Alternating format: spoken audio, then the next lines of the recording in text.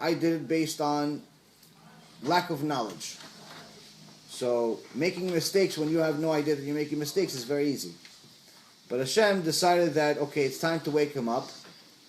And since he's not waking up by losing money, he's not waking up by making all these mistakes in the business. I have to wake him up by giving him the biggest thing.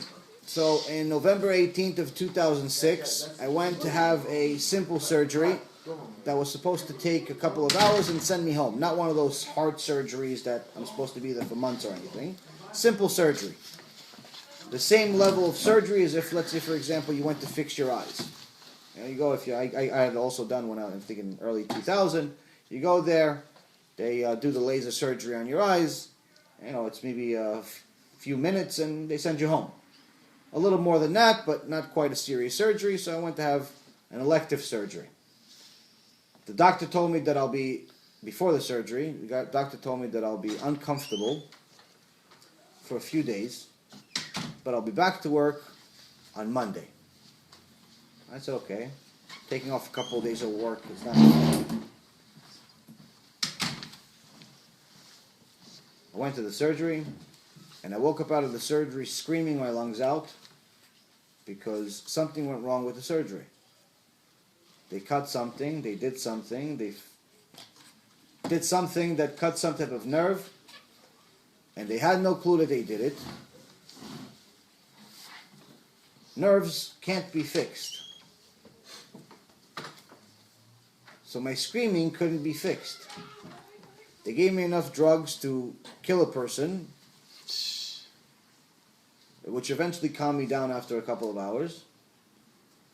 And I foolishly thought that it's over.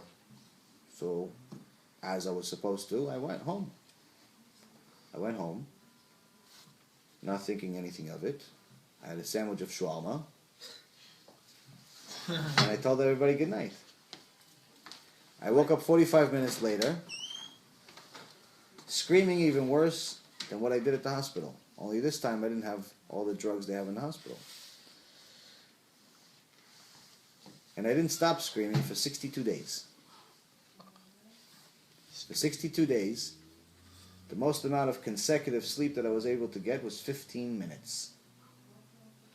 Now when you can't sleep, your body starts failing. Your body stops functioning. So you start dying. So it started bleeding from my eyes and ears. What did you get surgery for? Something that's completely unrelated to anything that I'm going to tell you after. It was an elective surgery. It was a hemorrhoid surgery. Hemorrhoid surgery is something that 66% of the population have. So how did they mess up on your surgery? Hashem made it happen. I just thought they did. Hashem had to wake me up, is the point of the story. What nerve did they hit? No one knows to this day.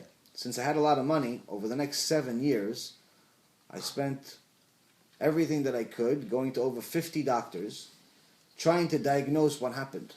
Because the problem was no longer what I had before the surgery, the hemorrhoids. The hemorrhoids was not a problem at all. The problem was that the rest of my body stopped functioning, where from the neck all the way to the bottom of my feet would hurt 24 hours a day. Things that are completely not related to the surgery. So one day I wake up and my legs have doubled in size and I can't walk.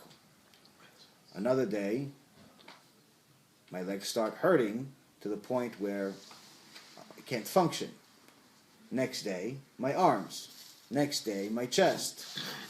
And eventually it just gets to the point where it's 24 hours a day, full body pain, where the only way that I can function, operate, or even have a conversation is if I have enough painkillers to kill people in my body. And that's what I did.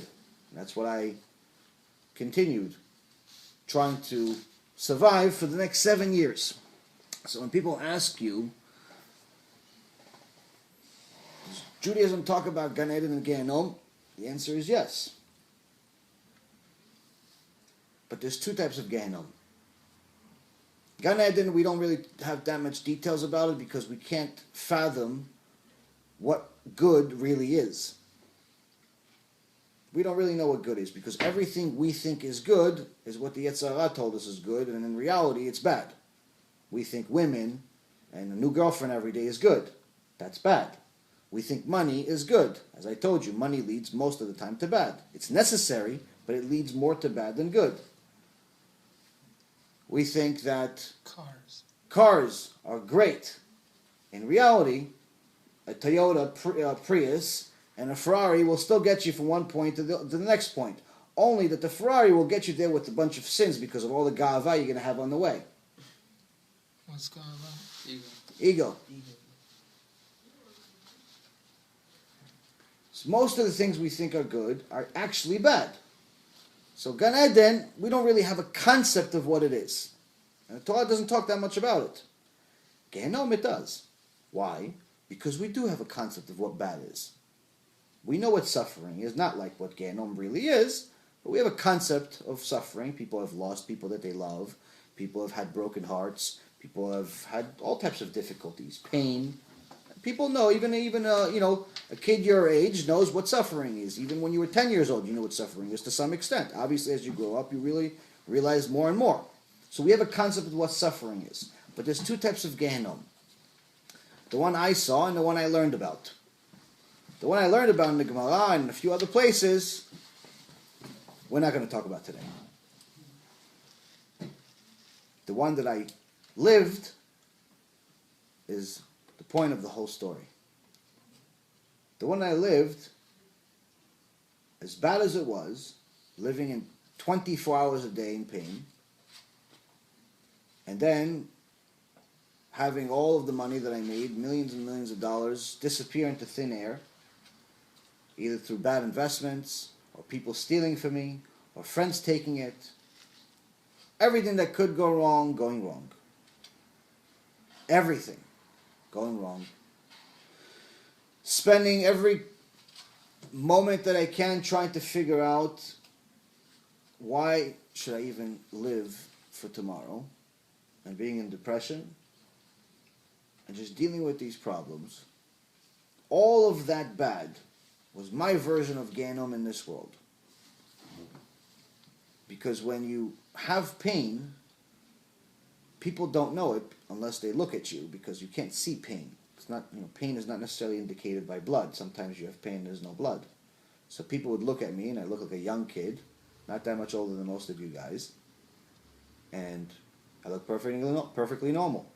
Only difference is that to go from here until, let's say, the corner of this room, which to a normal person will take, I don't know, maybe 6 or 7 seconds, for me, it would take somewhere in the neighborhood of 35 minutes. And the whole way I'm screaming. Just to move. Do you lose your voice? Did I lose my voice? Yeah, like you're screaming like you said for like 6 Eventually you learn how to scream, internally, because you don't want everybody to run away from you. But you're in pain a lot of the time, and it sucks. So living in pain 24 hours a day is not fun. And you get to the point where you don't want to live anymore. And then you lose the one thing that you thought you had, which was money. And you start losing that too. And then you lose the business. And then the guys you thought you were friends, they turn into enemies. Because people are vultures. In the real world, people are not really your friends. Because, like I told you, when you put money in front of someone, they mutate into the golem that they really are. And all of a sudden they see that you're weak. You were this Mr. Wall Street strong, and now you're weak, and they can just take advantage of it. They're vultures. So they start taking advantage of it. And it continues escalating like a snowball effect, just a really bad one. And all of that was the best thing that ever happened to me. Now you're asking yourself, how is that possible? This sounds like a nightmare. Even a nightmare sounds better than this. Because the only way that I would ever look up is if all this happened. The only way I would ask how, why, when, who, anything, was if all this happened. If the rocks were thrown at me. If the rocks were thrown at me. So then, as this stuff was happening, I started learning where are all these rocks coming from. Started going to Shiur Torah, try to see maybe get some interest. My life was getting more and more difficult, but I tried sticking around, and the only reason why was because I felt bad for the people that loved me, like my mom and my wife. And I knew that if I give up, maybe I go to some place else, but they're going to continue suffering. It's not fair. So I continued going, continued trying, and along the way, as you try, Hashem has mercy on you. He gives you little bonuses here and there. And one day, at a point that I got really, really low, at a point that I got very, very depressed, my mom, during that same time, she makes calls to all these different rabbis to look for a blessing. I'll get somebody to bless me, my son is suffering, and so on. But during this day, no one's answering the phone. Until, after about an hour and a half of dialing, she reaches a place in Israel, some number in Israel, and a woman answers, and she asks for a certain rabbi. And the woman says, "I'm sorry, you dialed the wrong phone number," in Hebrew. And my mom just breaks down, just starts crying to this stranger on the phone, because she's been dialing for an hour and a half, helplessly, just trying to get some help, trying to get some prayers, trying to get anything. And as she cries, the woman all of a sudden says, "Doris," which is my mother's name. My mom obviously goes into shock and says, "How do you know my name?" He goes, "I know your name because you're my aunt, but I have no idea how you got to me because we've never spoken on the phone before and I don't have your phone number." She goes, "How did I get to you?" She goes, "I don't know how you got to me. You dialed the wrong phone number in the wrong country, but you got not only to somebody that you know, but somebody that can recognize your voice, and someone that can actually help. So if you reach me, it has to be a reason. What's wrong? Why are you crying?" So she tells her my story. "I'm sick, I'm this, my son is dying," which, by the way, was one of the things that they were saying it was happening to me, just in a very torturous way. And she says, "Well, if you're looking for a blessing, why don't you call my brother? He's a big Talmid Chacham in Yerushalayim. And he also lives a building away from Rabbi Yosef. He's one of his students." He talked to me? "Yeah, of course. You're the aunt from America. Everybody loves you." So she calls Ephraim, Rabbi Ephraim Kachlon, and he's in Kollel, and eventually he calls her back, and she starts telling him. And now, when I left Israel, Ephraim is younger than I am, so he was still a baby, so I didn't even know he existed. And so she calls him, and she tells him the story, and first thing he asks is, "Does he speak Hebrew?" And she says, "Yes." I said, "Can I call him?" And he says, "You can call, but he's probably not going to talk to you. He doesn't talk to anybody." And at that very moment was the first time I called my mother in a few months, as she's on the phone with him. And my mom is obviously already in the middle of the story, and I'm just entering the story. And she's hysterical, crying, saying, "Talk to him, talk to him." And I'm like, "Who?" "Talk to Ephraim." I'm like, "Who's Ephraim, Bechlal? Who's Ephraim? Talk to him, please, he can help you." "Who? Who can help me? What do you want? Why are you crying?" "Talk to Ephraim." I said, "Okay, I don't know what you're saying, but whoever you want me to talk to, just tell him to call me. I'll answer the phone. Fine." And Ephraim calls me, and he tells me, I tell him one of my issues, I tell him about the pain, and he shows me a source for a question in the Torah. I ask him a question. He not only gives me an answer on the spot, but he gives me the exact verse in the Torah, Gemara, or anywhere else. He tells me the story of Judah and Tamar, which until this day is one of my favorite stories. And I ask him questions, and he not only gives me answers, but he gives me answers like a computer on the spot, and he gives me verses from multiple sources, and it's something that I've never seen before. In the business world, some people called me smart, but he was on a different level.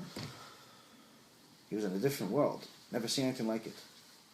We talked for an hour and 40 minutes, and all of a sudden the pain didn't hurt as much. I didn't really care that much about the pain. I was so fascinated by this smart guy I met in Jerusalem that happens to be my cousin. So the next week he called me at the same time. 4 o'clock on a Thursday. And this time we talk for 3 hours. 3 hours worth of Torah. 3 hours worth of stories, 3 hours worth of questions. The next week we talk for 5 hours. The next week we talk for 7 hours. And every single Thursday, ever since, years now, we would talk for an average of anywhere between 5 to 7 hours. And I'd ask every single question that you could ever come up with. Dinosaurs, stars, science information, Torah proofs, emunah issues, everything and anything. Business, everything. And obviously he's not only a big Talmid Chacham, but I also learned later on he had a lot of siyata d'shmaya, where he had a lot of help from Hashem. He told me that the first 9 months of our conversations, he would pray, a special prayer before our conversation, to know the answers to my questions. And I said, why? Why would you pray to you? You study this stuff. He goes, no. The questions you asked, I never even knew they existed. I never knew the questions to even know the answers. And this is one of the things that we see about Torah. Torah is not like math, science, or algebra, or any other topic out there that you can study. If you study 10 hours of science, you get 10 hours worth of knowledge. You study 10 hours of math, you get 10 hours worth of knowledge. You study 10 hours of psychology, you get 10 hours of knowledge.